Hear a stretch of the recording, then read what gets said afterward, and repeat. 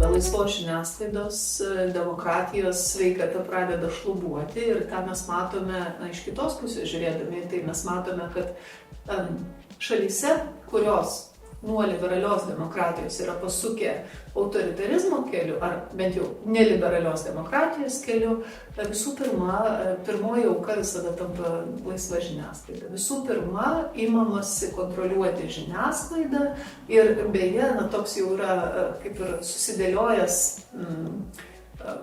planas, net nežinau kaip jį pavadinti, iš tokių šalių atėjęs kaip Vengrija, kaip Slovakija, Orbano Vengrija. Mes žinome, kad Vengrija keičiasi kaip tik, kai mes kalbame ir tas pasikeitimas yra optimistiškai nuteikiantis, bet žvelgiant į pastaruosius 15-16 metų, kelias buvo būtent toks, kad pirmą, tu perimi visuomeninio transliuotojo kontrolę, vėliau, aišku, ir privati žiniasklaida tampa labiau kontroliuojama arba įsijungia toks savicenzūros jausmas, žinant, kad reikia balansuoti, reikia būti atsargesniems ir panašiai. Ir aišku, kai žiniasklaida viešoji erdvė tampa labiau palanki valdantiesiems politikams, visiškai nesvarbu, kas yra valdžioje. Iš esmės priklausomi tampa nuo valdžios. Tada kritinis žodis, tyrimai įvairūs žurnalistiniai, jie nebeturi galimybės taip prasimušti. Ir aš žinau argumentus iš kitos pusės, tų pačių iniciatorių, socialdemokratų, Nemuno aušros, valstiečių politikų, kurie sako, kad, juk yra YouTube'as ir jūs galite įsijungti YouTube'ą ir žiūrėti tą laisvą žodį ir mes neužblokuosim YouTube'ą, tai tikiuosi, kad to nedarys, bet be jokios abejonės visuomeninis transliuotojas, jis turi ypatingą misiją, dėl to turi ir biudžetą pakankamai didelį, solidų ir ta ypatinga misija ir sako, kad tu turi šviesti, tu turi turėti projektus, kurie nebūtinai komerciškai atsiperka, bet turi svarbią misiją visuomeniai ir todėl nešališkumas visuomeniniam transliuotojui, nepriklausomumas nuo politikų yra tikrai labai svarbus principai. Žinau, kad kai kam tai skamba kaip tiesiog žodžiai ir kad tie pokyčiai nepaveiks iš karto gyvenimo. Iš karto nepaveiks. Bet po metų kitų, kai Lietuva nukris, o dabar jau mes žinome, kad ji neišvengiamai, netgi nepriklausomai nuo to, kai baigsis LRT įstatymo svarstymas Seime, kad ji nukris tarptautiniuose reitinguose, bus mažiau investicijų čia, bus daugiau abejonių dėl Lietuvos demokratijos, kas neišvengiamai ir ekonomikai atsilieps ir gyvenimui regionuose. Tai viskas yra susiję, todėl ta kova, kuri dabar vyksta ir ta laisvo žodžio gynyba, kuri oponentams atrodo pernelyg kartais dramatiška, aš manau, kad ji yra pagrįsta, ji yra tikrai verta ir dėmesio, ir verta kova, nes demokratija niekada nėra iškalta akmenyje ir ją laiks nuo laiko tenka ginti. Kaip vertinate šiandieninę regioninės žiniasklaidos būklę Lietuvoje? Regioninė žiniasklaida, vienas dalykas, kurį reikia pasakyti, kad jos vaidmuo yra didžiulis. Tai yra žiniasklaida, kuri yra arčiausiai žmonių, kuri lengviausiai pasiekia žmonės ir kuri dėja irgi tampa neretai tokiu taikiniu, gali tapti taikiniu. Todėl čia galbūt neminint konkrečių pavyzdžių, bet aišku, regioninės žiniasklaidos nepriklausomumas yra labai labai svarbu, nes tai yra dažnu atveju pirmasis informacijos šaltinis žmonėms. Ta žiniasklaida, kuri yra arčiausiai, kuri kalba apie tai, ne šiaip kas vyksta šalyje ar už šalies ribų, bet mano gatvėje, mano ligoninėje, mano mokykloje ir panašiai. Tai jos vaidmuo yra labai labai didelis. Kas jūsų nuomonė šiandien yra didžiausia regioninės politikos problema Lietuvoje? Geras klausimas ir vieną problemą visada yra labai sudėtinga įvardyti, kuomet važiuoju po Lietuvą, kuomet lankausi mažesnėse miestuose, tai vienas iš tų dalykų, kuriuos visada girdi, tai yra švietimas, antras dalykas sveikatos apsauga ir prieinamumas kokybiškų paslaugų. Ir trečias dalykas, toks labai praktinis, bet svarbus, tai yra kelių kokybė. Tai vienaip ar kitaip tos temos atsikartoja.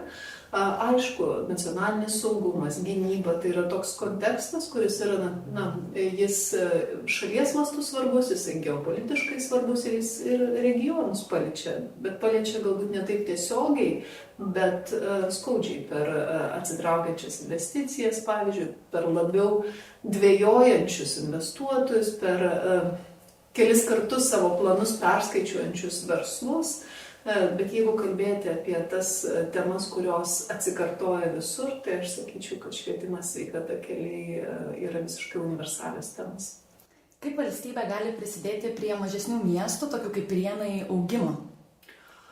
Visų pirma, užtikrindama stabilumą ir aš sakyčiau tai, ką pavadinčiau tokia realistiškai optimistiška nuotaika, emocija, kad žmonės galėtų pasitikėti, kad valdžios sprendimai yra nuspėjami, kad tie sprendimai bus kokybiški, kad jie bus duomenimis grįsti, apskaičiuoti, kad ne tik vietos, bet ir nacionaliniai politikai laikysis duoto žodžio, laikysis partijos savo programų.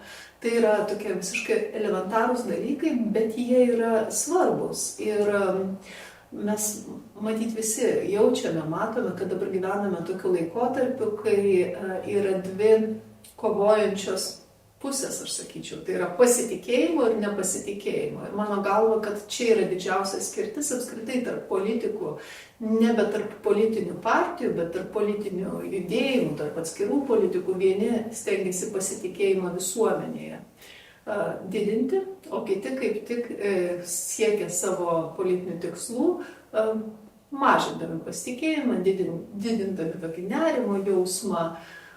Ir čia tas vėlgi turi įtakos ir sostinėje, ir bet kuriame regione, ir mažesniuose miestuose. Tai kas yra pasitikėjimas? Tai yra tikėjimas, kad tu gali čia gyventi, auginti vaikus, matyti perspektyvą, ateitį. Šiaip Lietuva per savo nepriklausomybės metus pasiekė didžiulių pasiekimų. Mes esame realiai didžiulė sėkmės istorija. Visos problemos be abejo nėra išspręstos, jos niekada nebus išspręstos. Yra sričių, kur reikia daugiau pažangos, greičiau. Bet negalima nuneigti, kad Lietuva daug pasiekė dėka savo fantastiškų žmonių, labai darbščių, labai tokių ir išsilavinusių, ir nebijančių rizikuoti. Tai mes turėtume tą savo turtą didžiausią ir vienintelį realiai labai saugoti. Ir jis regionuose ypatingai ryškiai matomas. Prienai siekia kurortinės teritorijos statuso, kaip tai galėtų prisidėti prie regiono patrauklumo, ypač jaunimui? Be jokios abejonės, viena vertus, tai yra jau kiti šiek tiek finansavimo galimybės kitos, tai suteikia galimybę ir pritraukti čia žmonės atvykstančius. Mes žinome puikiausiai, kad turizmas viduje šalies yra vis svarbesnis faktorius, visiškai nebūtina važiuoti kažkur tai toli, kad patirtum ir puikių emocijų, ir pailsėtum gerai, ir pamatytum įdomių vietų, tai tiesiog kilstelėtų Prienų ir Prienų kraštą patrauklumą žmonių akise, tai viena. Ir kitas dalykas, aišku, atvertų naujas galimybės tiek investicijom, tiek reabilitacijos, grožio, sveikatos, tokiom paslaugom ir manau, kad visiškai pagrįsta, kad siekite šitą statusą ir labai linkiu, kad pavyktų. Šią savaitę Seimas nepritarė Konstitucijos 34 straipsnio pakeitimui, kuris būtų leidęs savivaldos rinkimuose balsuoti nuo 16 metų. Kaip jūsų nuomonė tai gali paveikti jaunimo susidomėjimą politiką tiek dabar, tiek vyresniame amžiuje? Taip, čia didelė diskusija ir aš pati balsavau už, liberalai taip pat balsavo už, buvome vienintelė berods frakcija, kuri 100% palaikė Konstitucijos pakeitimą, bet pritrūko balsų, neužteko balsų šį kartą. Aš manau, kad vienas dalykas yra gerai, kad net nepaisant to, kad Konstitucijos pakeitimui šiandien nebuvo pritarta, dabar nebuvo pritarta, bet pati diskusija jau yra įžiebta. Ir toje diskusijoje, kiek aš matau, aktyviai dalyvauja jaunimo atstovai, vadinasi, jau mažiausia, kas įvyks, galbūt dalis jų pyktels ir sakys, mes domimės politiką, mes norim dalyvauti, sulauks pilnametystės ir bus aktyvesni negu yra dabar. Nes ką mes Lietuvoje, aišku, stebime ir kas turėtų kelti nerimą, kad grupėje tarp 18 ir 29 metų tik tai apie trečdalis žmonių balsuoja, dalyvauja rinkimuose, pasinaudoja teisę išsakyti savo nuomonę.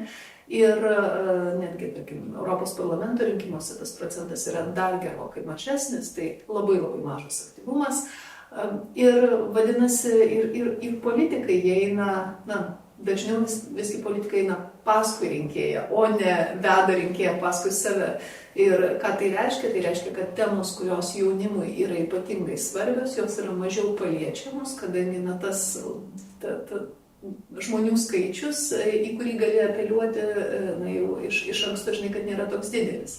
Ir čia, aišku, uždavinys yra ir politikams, bet ir jauniems žmonėms parodyti, kad apie jų problemas reikia kalbėti, kad tai yra labai ir prasminga, ir svarbu. Praeitoje kadencijoje mes pavyko pakeisti konstituciją tokiu būdu, kad amžiaus cenzas kandidatavimo į Seimą buvo sumažintas ir tai buvo taip pat jaunimo organizacijų pasiūlymas. Tuomet jį teikiau aš, bet pavyko suburti 94, surinkti tą skaičių, kuris tikrai yra labai didelis ir konstituciją pavyko pakeisti. Ir tie nuogąstavimai, kad labai daug jaunų žmonių užplūs Seimą, jie visiškai nepasiteisino. Nuogąstavimai oponento aš turiu minty tuo metu, kurie vis pasisakė, kad ne, čia labai rizikinga.